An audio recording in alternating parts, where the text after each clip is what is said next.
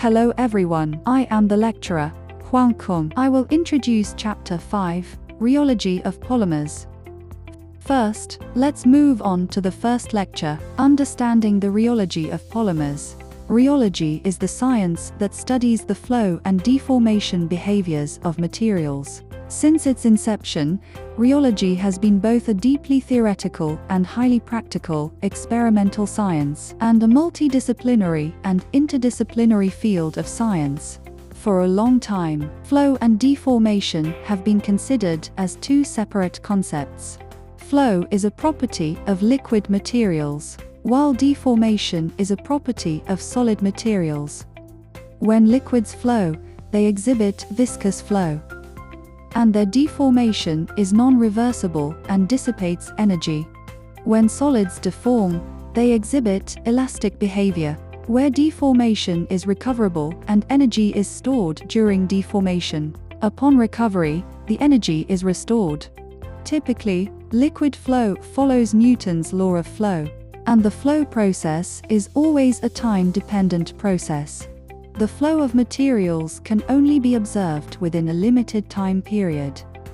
In contrast, solid deformation generally follows Hooke's law, with an instantaneous response between stress and strain.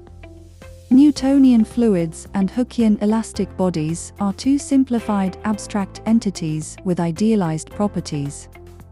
In reality, materials often exhibit more complex mechanical properties. For example, glass, concrete, mudslides, the Earth's crust, and plasma.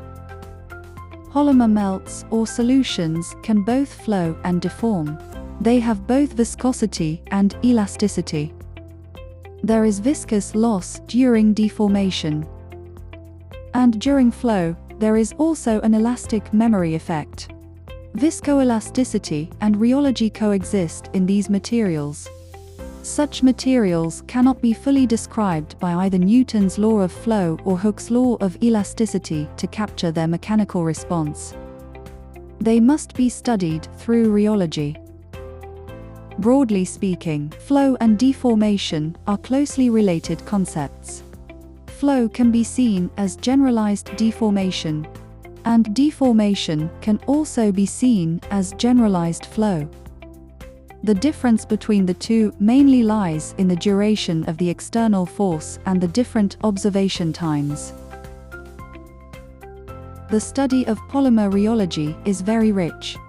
It can be divided into two main areas: polymer structural rheology and polymer processing rheology. Structural rheology, also known as micro-rheology or molecular rheology, mainly studies the relationship between the rheological properties of polymer materials and their microscopic structures. It connects macroscopic rheological properties with microscopic structural parameters. It aims to deeply understand the microscopic physical essence of polymer flow. Processing rheology is a part of macroscopic rheology. It mainly studies theoretical and technical issues related to polymer material processing engineering. For example, it studies the relationship between changes in polymer processing conditions and product mechanical and flow properties. It also investigates the relationship between flow properties and the molecular structure of polymer materials. Polymer rheology combines the microscopic structure, processing characteristics, and performance of polymer materials. Rheology has become an important part of the molecular design, material design, product design, and mold and mechanical design of polymer materials. Before officially studying the rheology of polymers, let's first understand a few basic concepts. Polymer liquids include polymer melts and polymer solutions. Polymer melt refers to the state in which the polymer is between its flow temperature or melting point and decomposition temperature, where the macromolecule overcomes intermolecular forces and becomes able to flow. Polymer solution is a type of colloid. where the polymer compound automatically disperses into a uniform solution in a suitable medium in molecular form. Polymer solutions are divided into concentrated solutions and dilute solutions. This chapter focuses on polymer concentrated solutions. The flow and deformation of the melt occur under the application of stress. The important types of stress include shear, tensile, and compressive stress. Tension refers to the action of a pair of external forces that are perpendicular to the material's cross-section, equal in magnitude, opposite in direction, and aligned along the same line. Tensile stress is also important in molding processes. For example, in blow molding, the extension of the preform and the expansion of the bubble in film blowing. The flow of the plastic melt in the conical die and the production of monofilament. In tensile flow, the direction of the velocity gradient is parallel to the flow direction. Compression occurs when the material is subjected to uniform confining pressure. It is generally not very important and can be neglected. Shear occurs when the material is subjected to two equal and opposite external forces that are parallel to the cross-section but not aligned along a straight line. This causes the material to shear.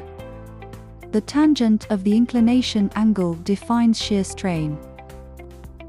Polymer melts or concentrated solutions in extrusion machines, injection molding pipes, spinneret holes, and capillary tubes primarily exhibit shear flow. In shear flow, the velocity gradient direction is perpendicular to the flow direction. The forces on the polymer during processing are quite complex. Multiple forces may act simultaneously. The viscosity of a fluid is a measure of the internal friction between molecules during flow.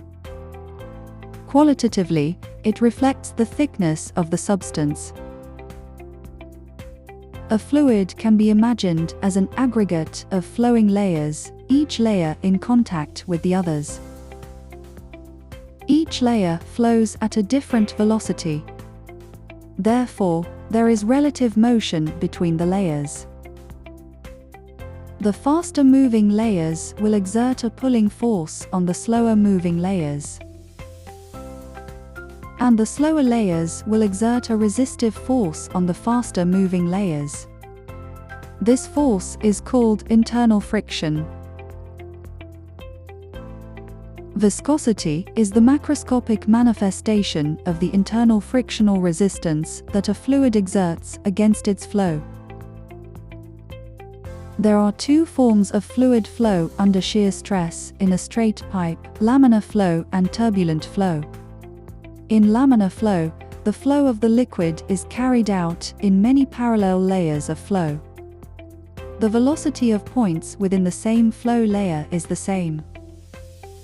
However, the velocities between different layers may not be equal. There are also no visible disturbances between the layers.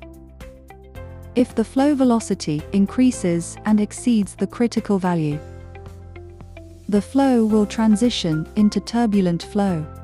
In turbulent flow, the magnitude and direction of the velocity at each point in the fluid vary with time. At this point, disturbances will appear within the fluid.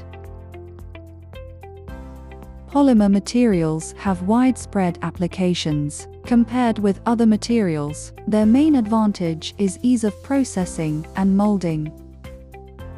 Due to the viscoelastic characteristics of polymer melts and the complexity of polymers during processing, it is necessary for us to study the rheology of polymer melts.